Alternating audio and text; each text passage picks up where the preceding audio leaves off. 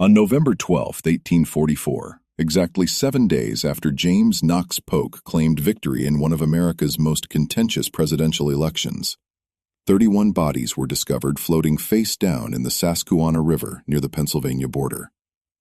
Each man bore identical markings, a crude X carved into their left palm, and each clutched a waterlogged ballot bearing the same candidate's name.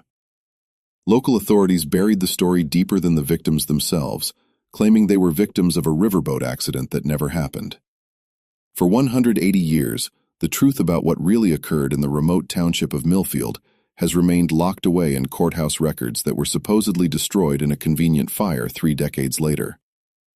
But recently discovered correspondence between a terrified county clerk and his brother reveals a conspiracy so disturbing that it challenged the very foundation of American democracy. Before we continue with the story of Millfield's blood-soaked election, I need you to do something for me. If you're fascinated by America's darkest historical secrets, hit that subscribe button and tell me in the comments which state you're listening from. Because what happened in Pennsylvania could have happened anywhere. The autumn of 1844 found America caught in the grip of political fever unlike anything the young nation had witnessed before. The presidential race between Democrat James Knox Polk and Whig Henry Clay had torn families apart, set neighbors against one another, and transformed quiet communities into battlegrounds of ideology. Nowhere was this divide more pronounced than in the coal-rich valleys of central Pennsylvania, where immigrant laborers clashed with established farmers over questions of territorial expansion, tariff policies, and the growing specter of slavery's westward spread. Millfield Township, nestled in the shadow of the Allegheny Mountains along the Susquehanna's eastern bank, exemplified this national tension in miniature. Home to roughly 400 souls, the community straddled 2 distinct worlds. The eastern half housed prosperous German and Irish farming families who had worked the fertile bottomland for 3 generations. Their modest prosperity built on wheat, corn, and carefully tended livestock. These families, led by prominent landowners like Heinrich Zimmerman and Cornelius O'Brien, favored Clay's American system. Protective tariffs to shield their crops from foreign competition and federal investment in canals and roads to carry their goods to distant markets. The western portion of Millfield told a different story entirely. Here, newcomers from the coal regions of Wales and Scotland had established a rough-hewn settlement around the Blackstone mine, a dangerous but profitable anthrate operation that had opened just 2 years earlier. He gestured toward his companions. "We're staying until every vote is counted." What happened next would be debated for generations, though the facts themselves were never in dispute. Gilliam Perry, perhaps emboldened by what he saw as an attack on one of his supporters, or perhaps simply unable to contain months of accumulated frustration, strode across the square and confronted Pike directly. "You heard the judge," Perry said, his Welsh accent thickening with anger. "Leave our community in peace." Pike studied Perry for a long moment, then nodded slowly. "Welsh coal miner, aren't you? Thought so. You people are always causing trouble where you're not wanted." He reached into his coat and withdrew a folded paper. "Matter of fact, we've got a list here of troublemakers who shouldn't be voting today. Your name's right at the top." The paper Pike displayed was covered with handwriting, though from a distance nobody could make out the specific names. What they could see was that the list was long, perhaps 30 or 40 entries, and that several names had already been crossed out with heavy black lines. Dr. Edmund Fairchild, who had been observing from the courthouse steps, felt his medical training kick in as he recognized the signs of an escalating crisis. Heart rates were accelerating, muscles were tensing, and voices were rising toward the threshold where rational conversation becomes impossible. He stepped between the opposing groups, his black medical bag somehow lending authority to his words. "Gentlemen, please," he said, his voice steady despite the circumstances. "We're all Americans here. We're all neighbors. We are citizens of Pennsylvania, operating under the laws of this Commonwealth and the United States Constitution." Captain Thorne's smile was colder than the November wind. "The Constitution protects American citizens, Mr. Zimmerman. It does not protect those who would subvert American institutions through fraud and violence." He gestured toward several of his men who began unrolling what appeared to be an official document. "We have sworn affidavits from reliable sources indicating that foreign agitators have infiltrated this community for the purpose of manipulating election results." The document Thorne's men displayed was impressive in its official appearance, complete with elaborate seals and signatures. From a distance, it certainly looked like a legal warrant, though Judge Hawthorne noted several irregularities that suggested forgery. However, with armed men surrounding the courthouse square, challenging the document's authenticity seemed both futile and dangerous.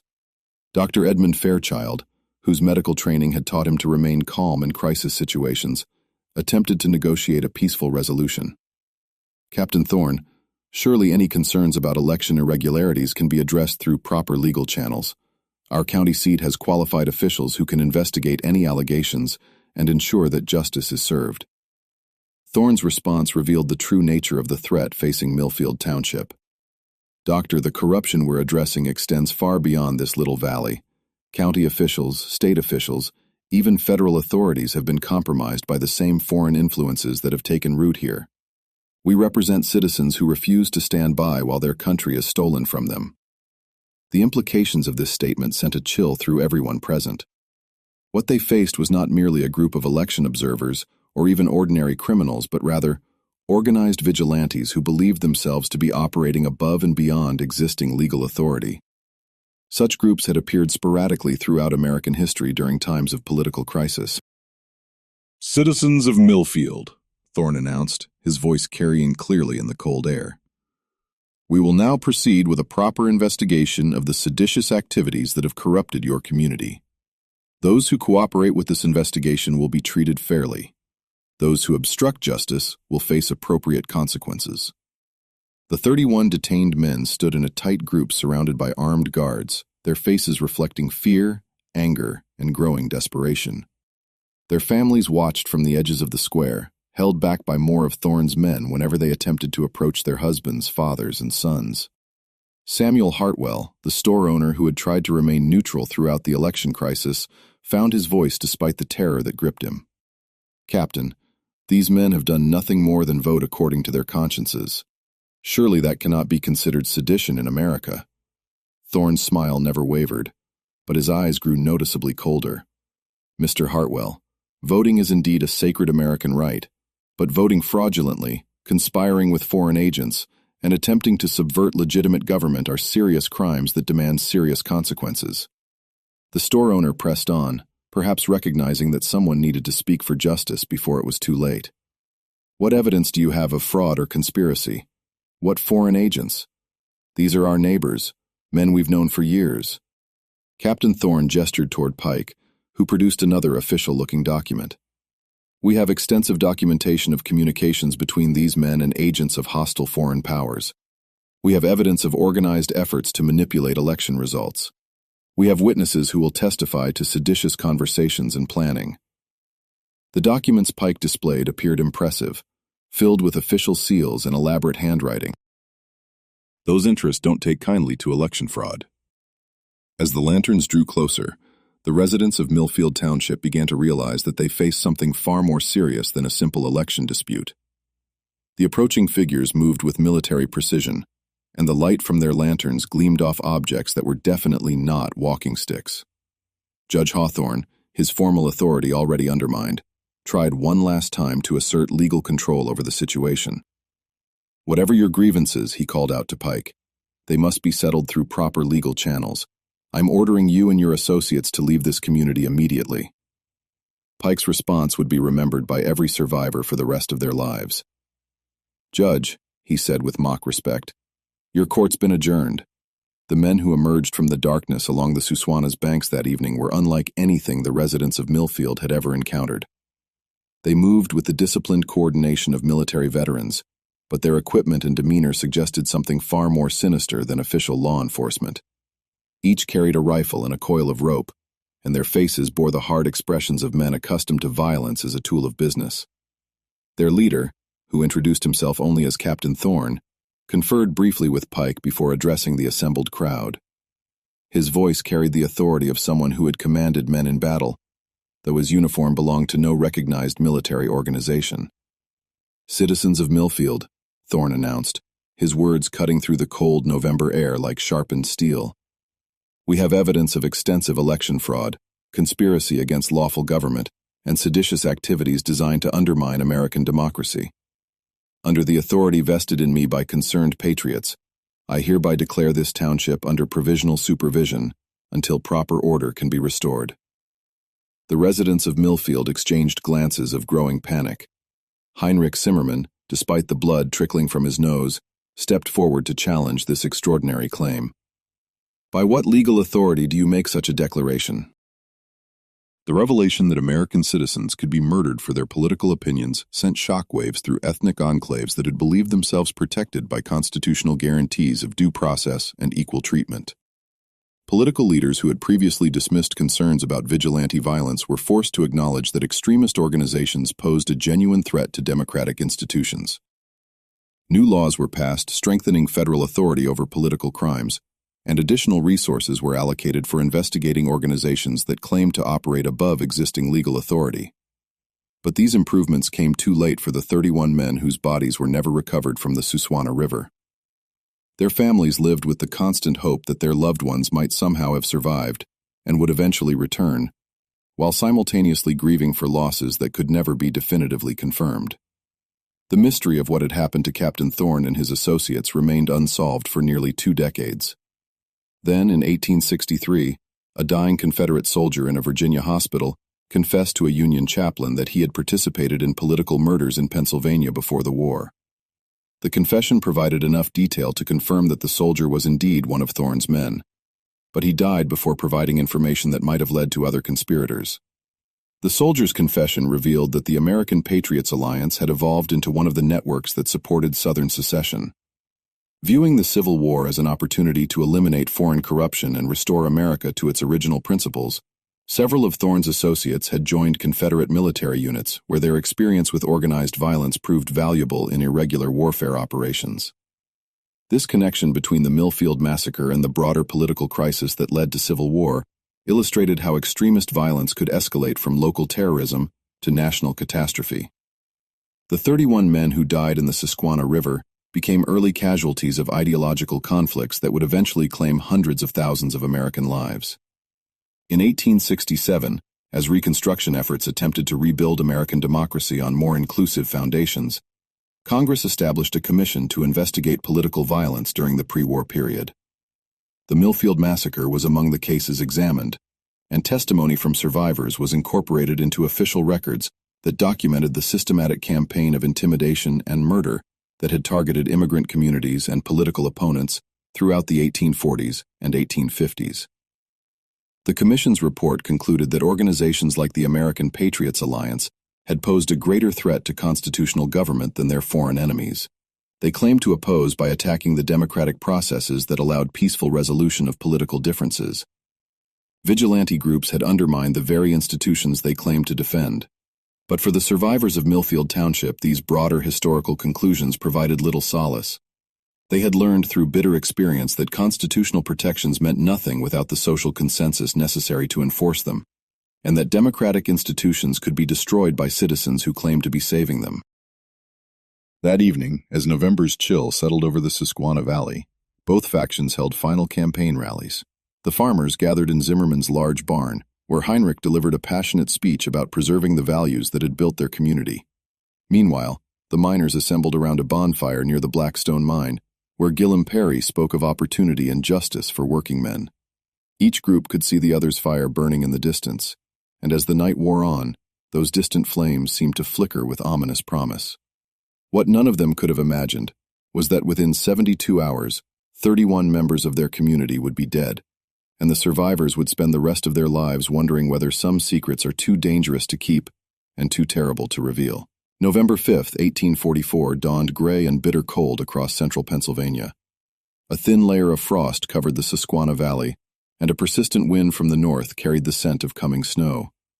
Despite the chill, or perhaps because of it, both factions in Millfield Township rose early and prepared for what everyone understood would be more than a simple election. The courthouse opened for voting at sunrise, as required by Pennsylvania law. Judge Ezra Hawthorne, a stern man in his 70s who had overseen township elections for nearly 2 decades, arrived to find both sides already assembled in the building's shadow. Heinrich Zimmermann stood with his farming supporters on the eastern side of the courthouse square, their breath forming small clouds in the frigid air as they spoke in hushed German and English.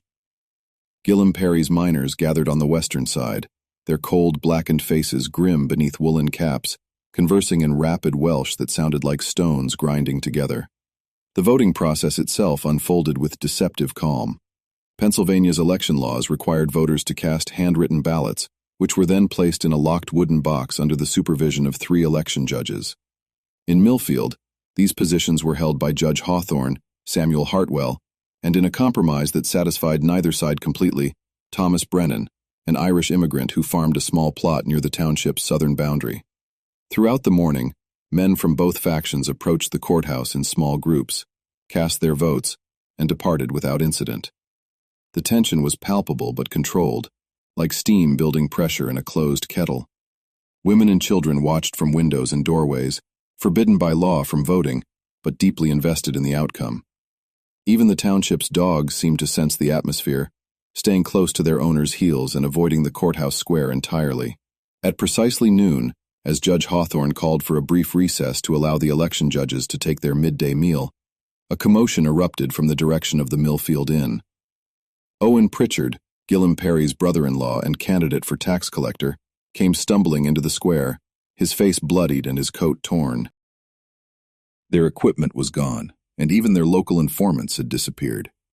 The only trace of their presence was the horror they had left behind and the families they had destroyed. The federal investigation that followed uncovered evidence of the American Patriots Alliance in multiple states, but the organization's cellular structure made it nearly impossible to trace its full extent or identify its leadership. Several lower-level members were arrested and prosecuted, but Captain Thorne and Pike were never found. More disturbing still, the investigation revealed that the alliance had sympathizers within legitimate government institutions, county sheriffs, state legislators, and even federal officials who shared the organization's views about foreign corruption and domestic treason. While these sympathizers had not directly participated in violence, their willingness to overlook or obstruct investigations had enabled the conspiracy to operate with relative impunity. The legal proceedings that followed the Millfield massacre established important precedents for federal authority over political violence, but they provided little comfort to the families who had lost 31 husbands, fathers, and sons. The perpetrators remained at large, the victims were never recovered, and the community itself never fully recovered from the trauma of November 6, 1844. In the immediate aftermath of the federal investigation, Millfield Township began a slow process of rebuilding that would take decades to complete. The Blackstone mine closed within 6 months, partly because of economic factors, but mainly because the Welsh and Scottish workers who had operated it were dead or had fled to other communities. The farming families who remained found themselves working larger plots of land, but the shortage of labor and the absence of the commercial network that had supported their operations made prosperity difficult to achieve. The psychological impact of the massacre extended far beyond economic considerations. Survivors found themselves unable to trust neighbors whose political sympathies remained unknown. Social gatherings became strained affairs, as conversations avoided topics that might reveal dangerous opinions. Children grew up hearing whispered stories about the night when 31 men disappeared, learning to fear political involvement and to suspect outsiders of harboring hostile intentions. Mrs. Catherine Perry, whose husband Gillum had been among the victims, became the unofficial keeper of their memory. She maintained detailed records of each man who had died, including their families, their occupations, and their contributions to the community. Her meticulous documentation served both as a memorial to the dead and as evidence for future investigators who might someday bring their killers to justice. The broader impact of the Millfield massacre extended throughout Pennsylvania and neighboring states, as word of the atrocity spread through immigrant communities and political organizations. They could attempt to confront Thorne's men directly, but the vigilantes had departed immediately after completing their grisly work, vanishing as efficiently as they had appeared. Most troubling of all, they realized that their community had been infiltrated by informants who had provided Thorne with detailed intelligence about residents' political opinions and personal associations. Someone they trusted, possibly someone they considered a friend, had compiled the list that condemned 31 men to death. The investigation that followed, conducted in secret by the surviving residents of Millfield Township, revealed the true scope of the conspiracy that had destroyed their lives. Through careful examination of financial records, travel documents, and correspondence, They discovered that Captain Thorne represented a network of political extremists operating throughout Pennsylvania and neighboring states. The organization, which called itself the American Patriots Alliance, claimed to defend constitutional government against foreign corruption and domestic treason. In reality, it served as a vigilante force targeting immigrant communities, political opponents, and anyone whose loyalty to their twisted version of American values seemed questionable. Samuel Hartwell, the store owner, whose neutrality had saved his life, used his commercial connections to trace some of the organization's activities. What he discovered was a pattern of disappearances, unexplained accidents, and mysterious deaths in communities throughout the Mid-Atlantic region. The Millfield Massacre was not an isolated incident, but rather part of a systematic campaign of political terrorism. The evidence was overwhelming, but presenting it to authorities required finding officials who were not themselves compromised by the conspiracy Thorne had described. This task proved more difficult than expected, as several attempts to contact county and state officials resulted in intimidating visits from men who claimed to be investigating election fraud, but asked questions that suggested surveillance rather than legitimate law enforcement. The breakthrough came from an unexpected source. Judge Ezra Hawthorne, the elderly election supervisor who had witnessed the initial confrontation at the courthouse, had contacts within Pennsylvania's legal community that extended back to his service in the War of 1812. These connections included several federal officials whose loyalty to constitutional government was beyond question. Working through intermediaries, Judge Hawthorne managed to convey information about the Millfield Massacre to federal authorities in Philadelphia. The response was swift and decisive. A team of federal marshals arrived in the township within a week, armed with warrants for the arrest of Captain Thorne and his associates. But Thorne and his men had vanished as completely as their victims. The buildings they had occupied were empty. These miners, under the informal leadership of a fierce Welsh immigrant named Guillem Perry, supported Polk's promises of territorial expansion and lower tariffs that would reduce the cost of the tools and equipment their industry desperately needed. Between these two factions stood the town's small merchant class, caught uncomfortably in the middle. Store owner Samuel Hartwell, postmaster William Kensington, and the local physician Dr. Edmund Fairchild tried desperately to maintain neutrality, but neutrality had become a luxury that Millfield could no longer afford. The physical geography of the town seemed to mirror its political divisions. A narrow valley road connected the farming community in the east with the mining settlement in the west. Passing through a small commercial district that consisted of Hartwell's general store, Kensington's post office, Dr. Fairchild's medical practice, and the Millfield Inn, a weathered two-story building that served as the community's unofficial meeting place. Just south of this central area stood the township's most imposing structure, a sturdy limestone courthouse that had been built in 1834 with funds raised through community subscription. By October 1844, this courthouse had become the epicenter of Millfield's growing political crisis. Township elections were scheduled for November 5th, the same day as the presidential contest, and local offices that had once been filled through gentlemanly agreement now sparked bitter competition. The position of township supervisor, traditionally held by Heinrich Zimmerman, was being challenged by Guillem Perry. The tax collector's post, long occupied by William Kensington, faced opposition from Owen Pritchard, Perry's brother-in-law. Most controversially, the position of Justice of the Peace, which carried the power to settle property disputes, authorize arrests, and officiate marriages, had drawn 4 separate candidates. As Election Day approached, both sides engaged in increasingly aggressive tactics. Farmers organized torchlight parades through the mining district, singing patriotic songs that sounded suspiciously like threats to Welsh-speaking residents. Miners gathered outside Hartwell's store each evening, their conversations growing louder and more pointed as they discussed the unfair advantages enjoyed by the old families. Children stopped playing together across factional lines. Wives ceased speaking to neighbors whose husbands supported the opposing ticket. The tension reached a breaking point on November 3rd, just 2 days before the election, when someone, the identity was never determined, painted crude slogans across the courthouse walls during the night. Polk means poverty appeared in dripping red letters above the main entrance, while Clay's cronies go home was scrolled across the building's eastern face. When township residents gathered the following morning to assess the damage, angry words quickly escalated into pushing matches that Dr. Fairchild barely managed to diffuse by threatening to summon the county sheriff from 30 miles away. Boats were moved into position along the wharf. Ropes were checked and rechecked, and several guards were posted at points along the riverbank where approaching traffic might observe activities at the ferry crossing. The 31 men of Millfield Township spent what would be their final hours in conversations that ranged from desperate planning to quiet acceptance. Some discussed escape attempts that all recognized as hopeless given their bonds and the number of armed guards. Others spoke of their families, sharing messages they hoped might somehow reach wives and children they would never see again.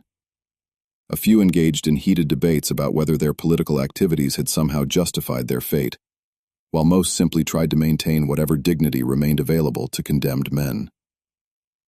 Thomas Brennan, the Irish farmer who had served as an election judge, found himself consumed by guilt over his role in the events that had led to their capture. "If I had refused to serve," he whispered to Owen Pritchard, "perhaps none of this would have happened. Perhaps they would have targeted someone else's community." Pritchard, despite his own terror, attempted to comfort his fellow prisoner. "Thomas, you did nothing wrong. You served your community as requested and performed your duties honestly. The evil here lies with these vigilantes, not with honest men trying to participate in democratic government." Their conversation was interrupted by the approach of Captain Thorne, who had come to deliver what he termed final instructions to the prisoners. His words revealed the full scope of the conspiracy that had destroyed their lives and would soon end them entirely. "Gentlemen," Thorne announced, his voice carrying the authority of a military commander addressing troops before battle, "you have been found guilty of sedition, conspiracy, and treason against the United States of America. Under the extraordinary circumstances that face our nation, and in the absence of legal institutions capable of addressing crimes of this magnitude, you will be executed according to the judgment of loyal American citizens." The warehouse fell silent, except for the sound of 31 men breathing in short, desperate gasps. Even those who had suspected this outcome found themselves stunned by the casual manner in which their death sentence was delivered. Guillaume Perry, his Welsh pride intact despite hours of torture, found his voice one final time. "Captain Thorne, history will judge what you do here today. You may silence our voices, but you cannot silence the truth of what we represent. The promise that America belongs to all who embrace its ideals, not merely those who share your prejudices." Thorne's response demonstrated the complete moral corruption that had enabled his actions. "Mr. Perry, history is written by survivors. After tonight, your version of American ideals will be nothing more than a cautionary tale about the price of disloyalty." As darkness fell over the Susquehanna River on November 6, 1844, Captain Thorne's men began implementing a plan that had clearly been developed with meticulous attention to detail. The execution of 31 men required careful coordination to ensure that no evidence would remain to incriminate the perpetrators or reveal the true scope of their conspiracy. The method chosen was both brutal and practical. Each prisoner would be weighted with stones taken out onto the river in small boats and thrown into the deep water near the main channel, where the current would carry bodies downstream toward larger population centers. Any remains that eventually surfaced would be found far from Millfield Township, appearing to be victims of river accidents or ordinary crimes rather than systematic murder. Dr. Fairchild, whose medical knowledge made him acutely aware of what drowning entailed, made one final appeal to whatever humanity might remain in their captives. "Captain, I beg you to reconsider this course of action. These men have families who love them, children who depend on them, communities that need them. Whatever crimes you believe they have committed, surely they do not deserve death." Thorne's response revealed the ideological fanaticism that had driven him to this point. "Doctor, sometimes society must be purged of corrupting influences before it can heal. These men represent a cancer that threatens the very survival of American civilization." Behind him walked 3 men that nobody in the community recognized, strangers with the rough appearance of rivermen, wearing heavy boots and carrying walking sticks that looked suspiciously like clubs. "They tried to buy my vote," Pritchard gasped, pointing at the strangers. "Offered me $50 to withdraw from the tax collector's race. When I refused, they said I'd regret it." Heinrich Timberman stepped forward, his weathered face flushed with indignation. "Who are these men? They have no business in our election." The largest of the strangers, a barrel-chested man with graying whiskers, spat into the frost-covered grass. "We got business wherever honest Americans are trying to vote," he said in an accent that placed him somewhere along the Ohio River. "Name's Pike. These are my associates, Mr. Crawford and Mr. Wade. We represent certain interests that want to see this election conducted fairly." Judge Hawthorne, despite his advanced age, possessed the authority of decades spent maintaining order in frontier communities. "I don't care who you represent," he declared, his voice carrying across the square. "This is a local election for local people. You gentlemen will leave immediately, or I'll have you arrested for disturbing the peace." Pike's laugh was like gravel being poured from a bucket. "You'll have us arrested? With what authority? Your county sheriff is 30 meters away, and from what I hear, he's got his hands full with election troubles of his own." The screams that echoed through the warehouse provided a horrifying soundtrack to questions about voting patterns, political associations, and alleged communications with foreign agents. What made the situation even more disturbing was the systematic nature of the interrogation. Thorne's men possessed detailed information about each detainee's personal life, family relationships, business dealings, and political opinions. They knew which miners had expressed sympathy for Irish independence movements, which farmers had criticized American territorial expansion policies, and which merchants had conducted business with recent immigrants. This level of intelligence gathering suggested surveillance activities that extended far beyond the November 5th election. Someone had been watching Millfield Township for months, possibly years, compiling dossiers on residents whose political views or ethnic backgrounds marked them as potential threats to some undefined version of American purity. As morning light filtered through the warehouse's broken windows, revealing the full horror of the night's activities, several patterns became clear to those with the presence of mind to observe them. First, the torture was designed not merely to extract information, but to force confessions to crimes that existed only in the accusers' minds. Second, the interrogators seemed less interested in actual answers than in creating documentation that would justify predetermined conclusions. Third, and most ominously, several of Thorne's men had begun making references to final solutions and permanent resolution of the foreign influence problem. By mid-morning on November 6th, it became clear that the 31 detainees would not be returning to their families. Whatever Captain Thorne and his men had planned for their prisoners, it did not include release or transfer to legitimate legal authorities. The realization struck different men in different ways. Some, like Gilliam Perry, maintained their defiance, even as evidence mounted that defiance would prove fatal. Others, including several of the older farmers, began attempting to negotiate their release through confessions to imaginary crimes. A few, recognizing the hopelessness of their situation, spent their final hours in prayer or quiet conversation with fellow prisoners.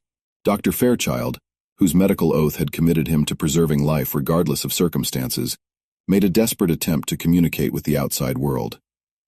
Using supplies from his medical bag, and taking advantage of a moment when his guard's attention was elsewhere, he managed to write a brief message describing the situation at the ferry crossing. The message was hidden in his coat with the hope that it might someday reach authorities who would investigate the disappearance of 31 American citizens. As the afternoon of November 6th wore on, Thorne's men began making obvious preparations for something that would occur after darkness fell.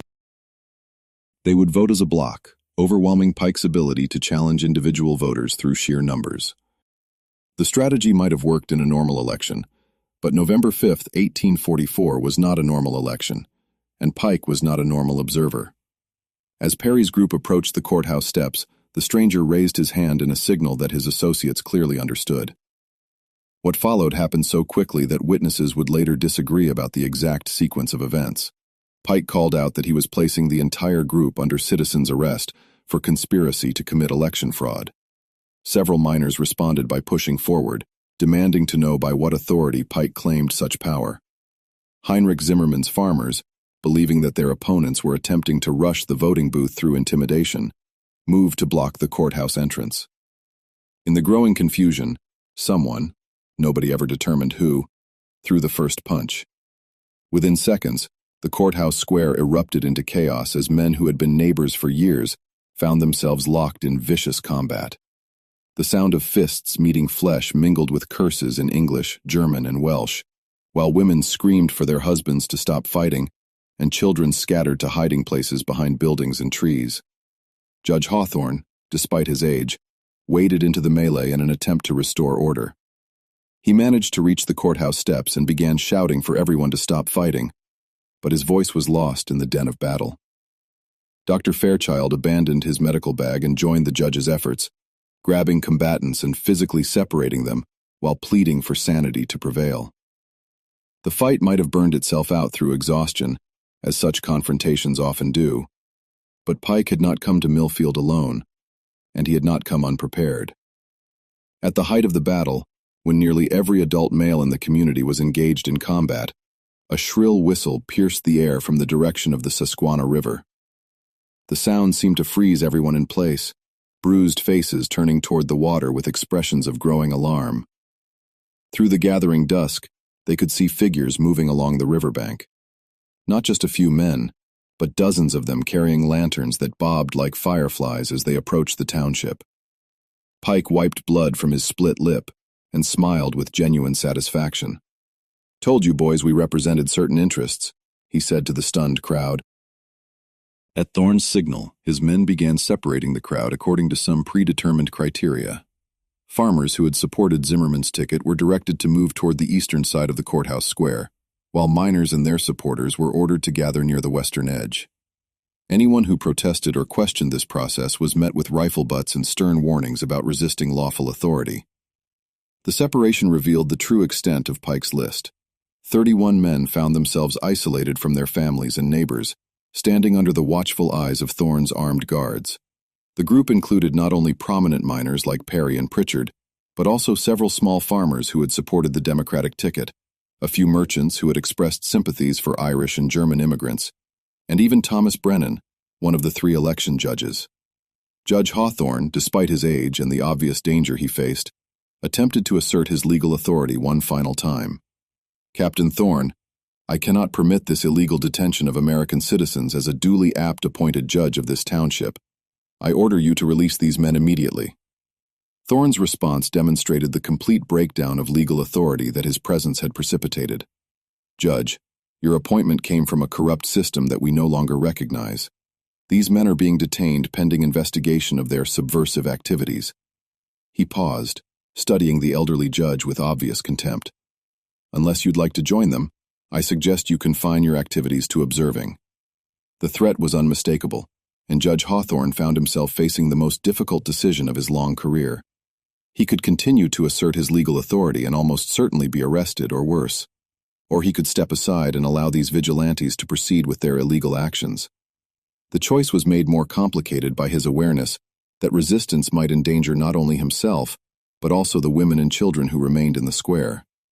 As darkness fell completely over the Susquehanna Valley, Captain Thorne ordered his men to light additional torches around the courthouse square.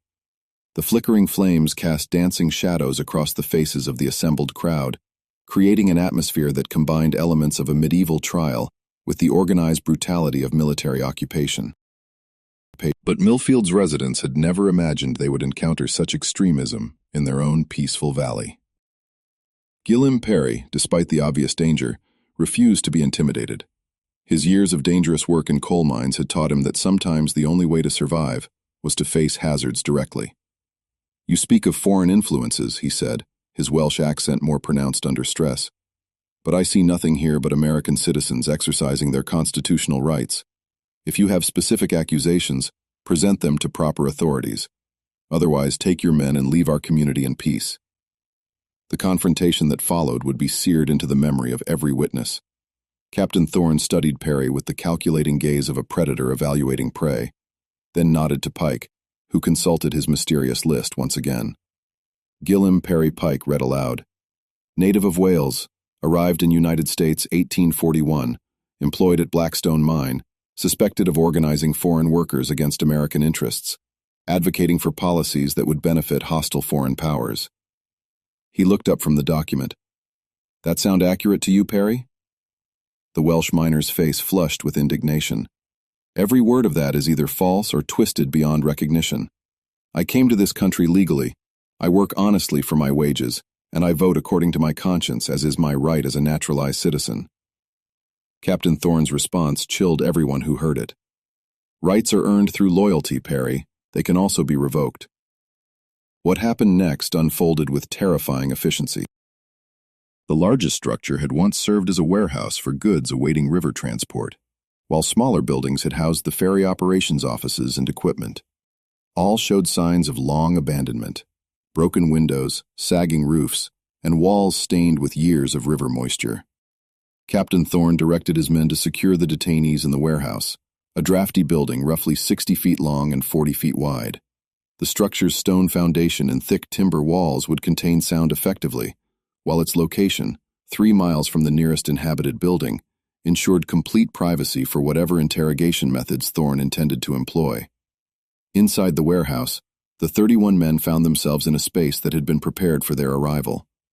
Lengths of rope hung from ceiling beams, chairs had been arranged in a rough circle, and several tables held items that gleamed ominously in the lantern light: knives, hammers, and other tools that could serve purposes far removed from their original functions. Pike, who seemed to serve as Thorne's chief deputy, consulted his list one final time before addressing the prisoners. "Gentlemen, you are here because reliable sources have identified you as participants in a conspiracy to subvert American democratic institutions through fraud, intimidation, and coordination with hostile foreign powers. The severity of these charges demands thorough investigation." Guillaume Perry, despite his bound hands and desperate circumstances, refused to be intimidated. "What sources? What foreign powers? These are wild accusations without foundation." In fact, Pike's smile was colder than the November wind that whistled through the warehouse's broken windows. "Mr. Perry, your own words and actions provide all the evidence we need. You have publicly advocated for policies that would benefit foreign nations at America's expense. You have organized foreign workers against American interests. You have conspired to manipulate election results through illegal voting practices." The Welsh miner's face flushed with indignation. "Whatever differences we have can be settled through the democratic process. We're here to honor." Pike's response chilled everyone who heard it. "Democracy is a fine thing, Doctor, when it's limited to the right sort of people.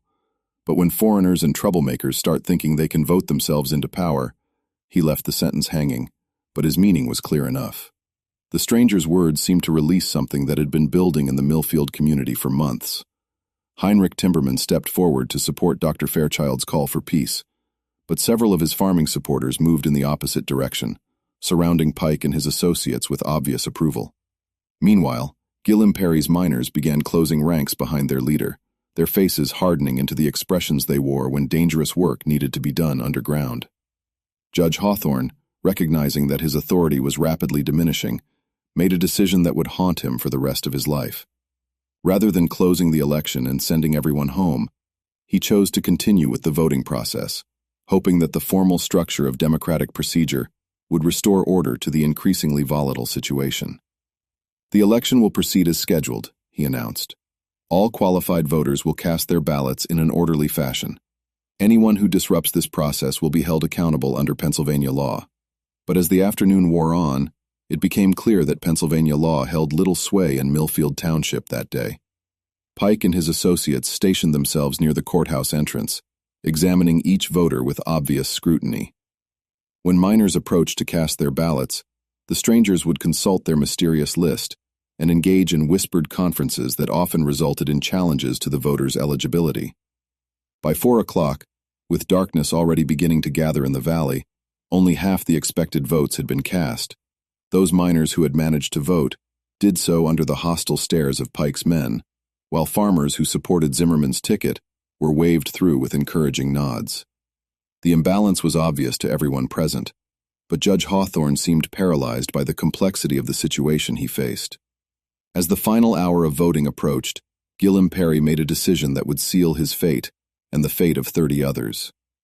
He gathered his supporters, not just the miners, but also several Welsh and Scottish families who farmed small plots in the township's western areas, and marched them toward the courthouse in a compact group. Their intention was clear. However, Judge Hawthorne, despite his precarious position, noticed that the papers were held too far away for anyone to read the actual content. He also observed that Thorne's men seemed nervous, constantly glancing toward the river, as if expecting something or someone. Dr. the Fairchild, whose medical practice had brought him into contact with men from all walks of life, attempted to appeal to whatever humanity might remain in their captives. "Captain, Even if these accusations were true, surely the proper course would be to turn these men over to county authorities for trial. Summary justice serves no one and helps nothing. Thorne's response revealed the true depths of the conspiracy that had descended upon Millfield Township. Doctor, county authorities are part of the same corrupt system that allowed this situation to develop. State authorities have been compromised by the same foreign influences. We represent the only remaining hope for justice in this matter. The implications were staggering. What the residents of Millfield faced was not merely a group of vigilantes operating outside the law, but rather an organized conspiracy that claimed to supersede all existing legal authority. Such movements had appeared periodically throughout American history during times of political crisis, but never before had the isolated valley community encountered such extremism directly. As the night wore on, it became increasingly clear that Captain Thorne and his men had not come to Millfield for a simple election intervention. They had come prepared for something far more sinister, and the 31 detained men were about to discover exactly what that something was.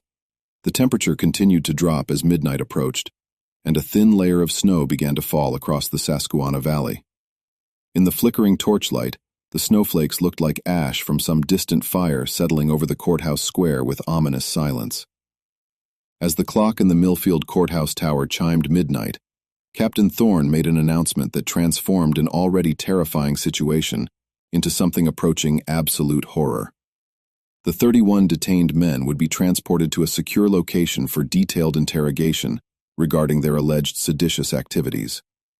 The secure location, it quickly became apparent, was not a proper jail or detention facility, but rather a collection of abandoned buildings near an old ferry crossing 3 miles downstream along the Susquehanna.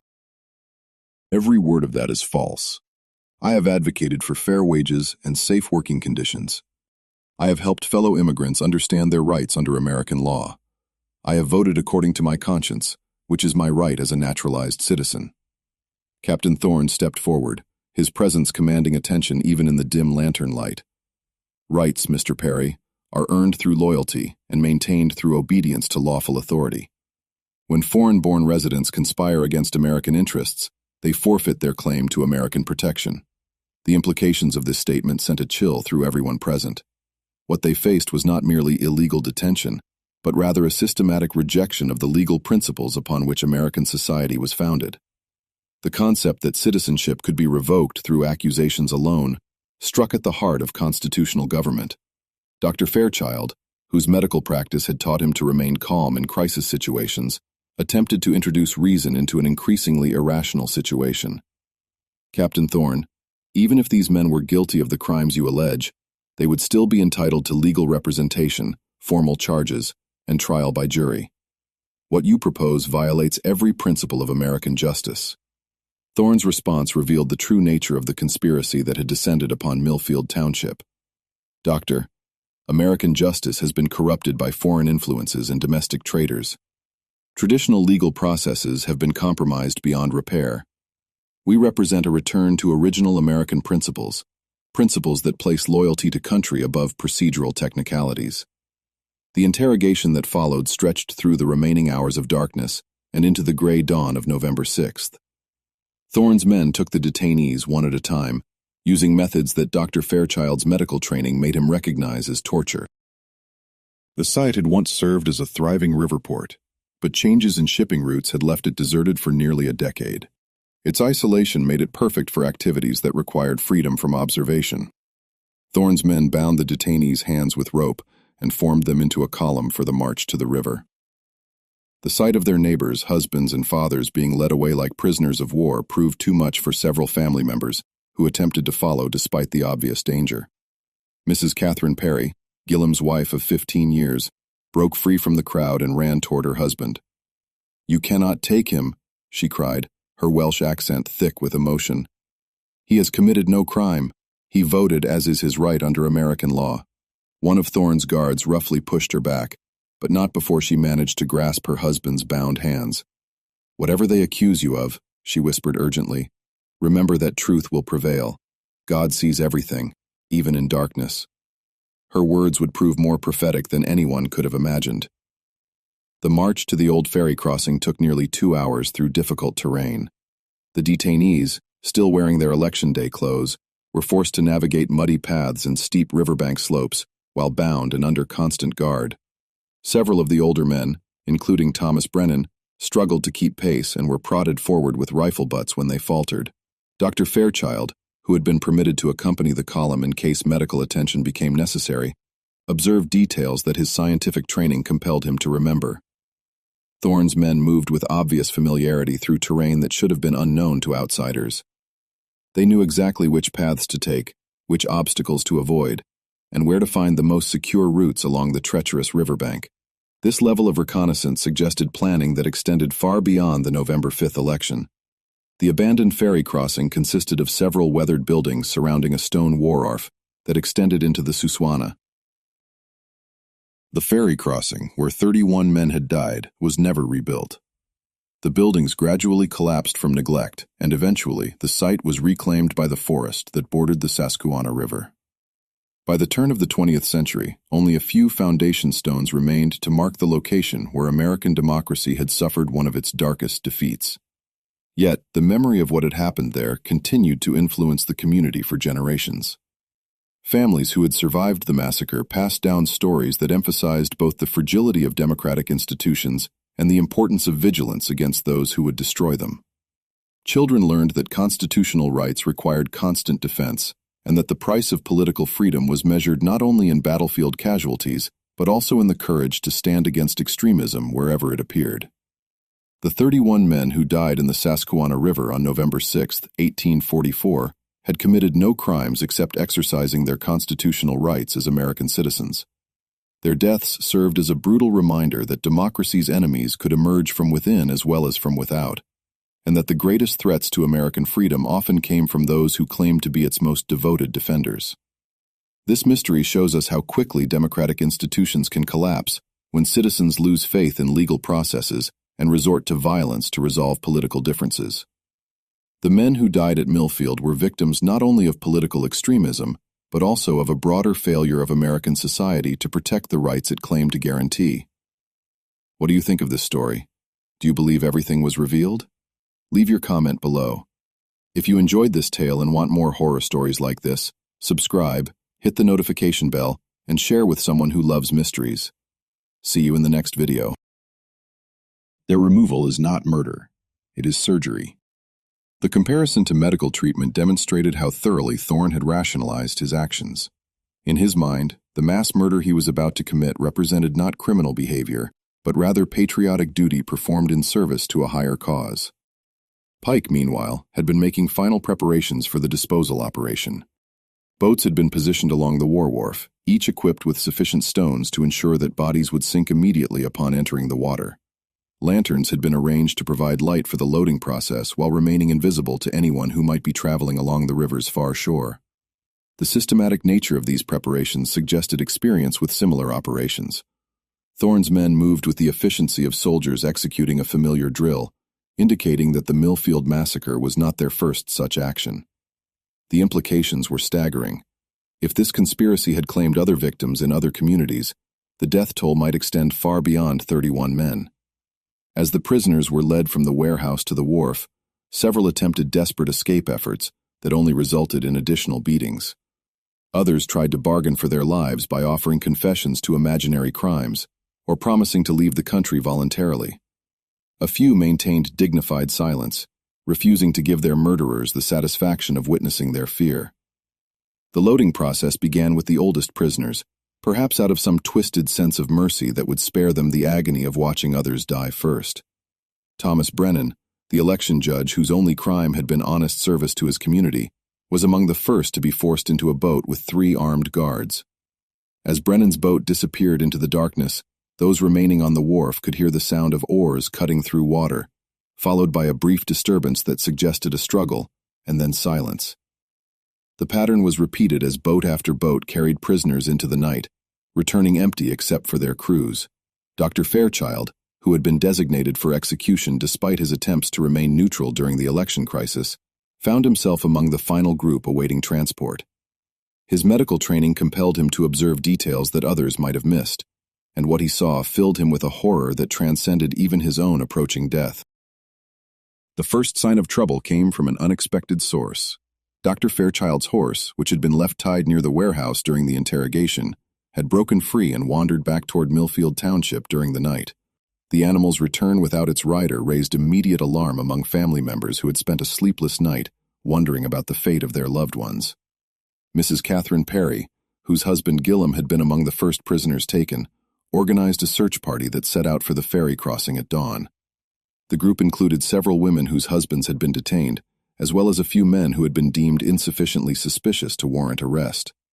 Their leader was Hinrich Timmen, the German farmer whose political opponent Gillum Perry had become his ally in the face of external threat. What the search party discovered at the ferry crossing filled them with a horror that would haunt their dreams for the rest of their lives. The warehouse showed obvious signs of torture and violence: bloodstains on the walls, rope burns on wooden posts, and implements of brutality scattered across the floor. But more disturbing than evidence of what had happened was evidence of what was missing. 31 men had simply vanished without a trace. Zimmerman, whose experience as a farmer had taught him to read signs that others might miss, discovered several crucial pieces of evidence that Thorne's men had overlooked in their haste to depart. Footprints in the muddy ground showed the movement of large groups from the warehouse to the wharf. Rope fragments indicated that prisoners had been bound and weighted. Most damning of all, several items of personal property, a broken spectacle lens, a distinctive bone button, a torn piece of fabric, provided proof that specific individuals had been present at the ferry crossing. The search party also found Dr. Fairchild's message wedged between stones where he had hidden it during his final moments of life. The physician's careful handwriting documented names, dates, and details of the conspiracy that had destroyed their community.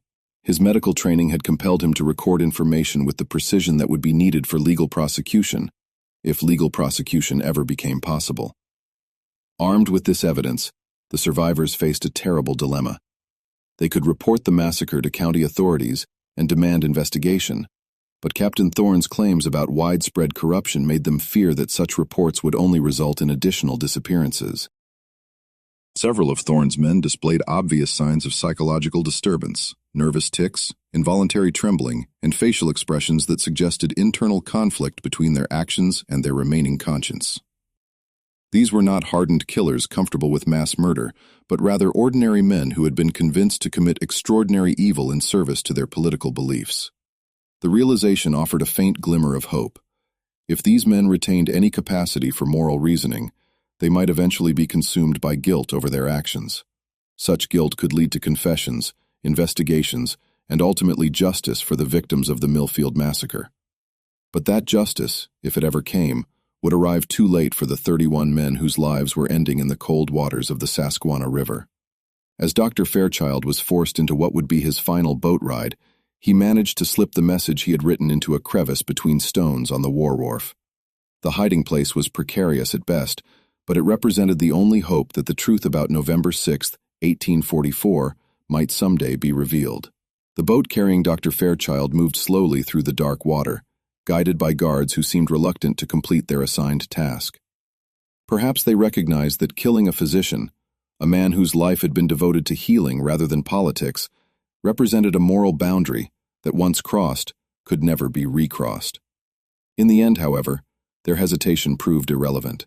The current that would soon carry 31 bodies downstream showed no mercy for physicians, farmers, miners, or election judges. Death in the Susquehanna River was democratic in a way that the political process in Millfield Township had not been allowed to be.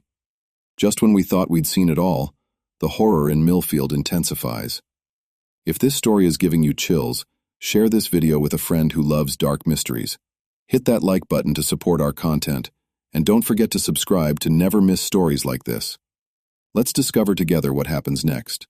The final boat returned to the wharf at approximately 3 o'clock in the morning on November 7th, 1844. Captain Thorne's men had successfully murdered 31 American citizens and disposed of their bodies in a manner designed to conceal both the crime and the criminals. What they had not anticipated was that their carefully planned operation would begin to unravel almost immediately.